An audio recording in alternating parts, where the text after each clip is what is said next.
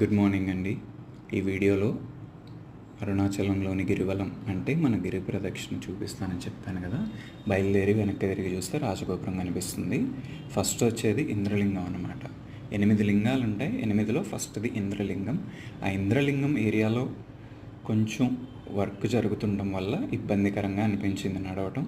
కానీ మనసులో శివయ్యని తలుచుకుంటూ ఆ ఇబ్బందులు ఏమీ మైండ్లోకి రానివ్వకుండా నడుచుకుంటూ వెళ్ళిపోతుంటే ఎటు చూసిన టెంపుల్స్ కనపడటం వల్లే నేను దీనికి టెంపుల్ సిటీ అని పేరు పెట్టారు.